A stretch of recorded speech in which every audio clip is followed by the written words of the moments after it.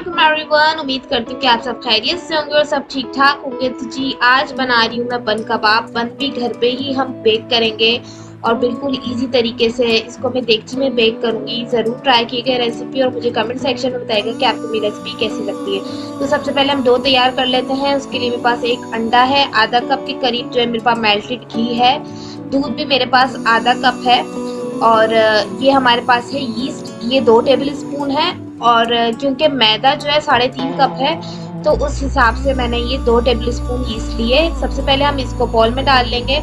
उसके बाद हम इसके अंदर शुगर डालेंगे। ये शुगर पाउडर है, ये भी 2 टेबल स्पून है। इन दोनों को जो है अच्छे तरीके से हम मिक्स कर लेंगे।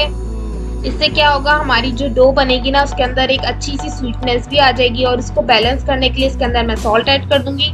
सॉल्ट जो है हम टेस्ट के अकॉर्डिंग लेंगे, क्योंकि हमारे पास 3.5 कप मैदा है तो उस हिसाब से जो है मैंने इसके अंदर सॉल्ट ऐड किया है। अब हम इसके अंदर आधा कप जो है नीम गर्म दूध ऐड करेंगे और इसको अच्छी तरीके से मिक्स कर लेंगे। इतना मिक्स करेंगे कि जितने भी जो है वो लम्स है ना वो ख़त्म हो जाए। इसी पॉइंट पे हम इसके अंदर एक अंडा और घी ऐड करेंगे और थोड़ा थोड़ा पानी डालेंगे। पानी भी जो है हम नीम गर्म ही यूज़ करेंगे।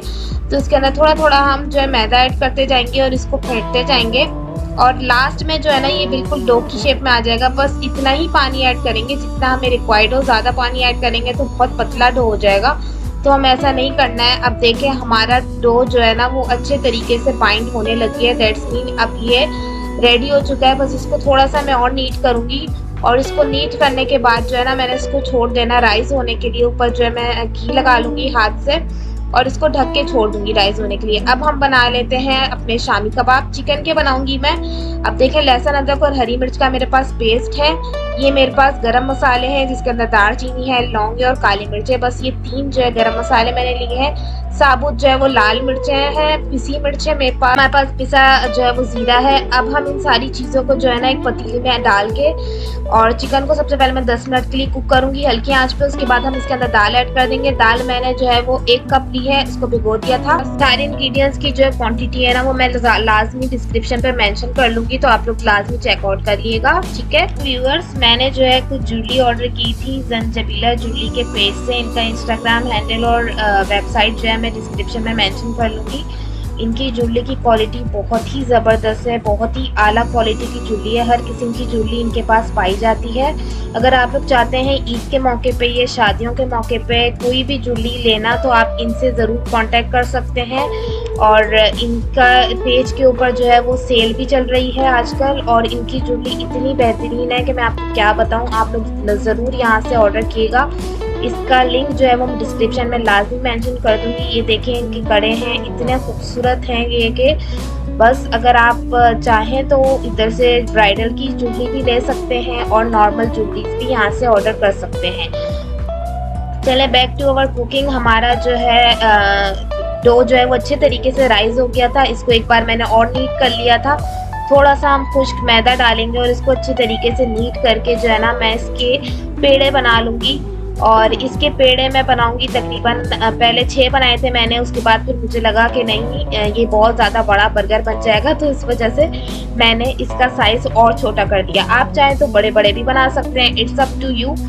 अब देखिए मैंने बेकिंग ट्रे ले ली है, इसके ऊपर बटर पेपर लगाया, घी लगाया, उसके ऊपर हमने अपने दोनों जो है डो रख लिए और उसके ऊपर मैंने घी लगाया पहले। उसके बाद हम एग की वाइट जो है वो पार्ट है वो लगाऊंगे। आप चाहे तो योग भी लगा सकते हैं। उसके बाद हम इसके ऊपर तिल स्प्रिंकल करेंगे। अगर आप चाहें तो ब्लैक तिल भी लगा सकते हैं।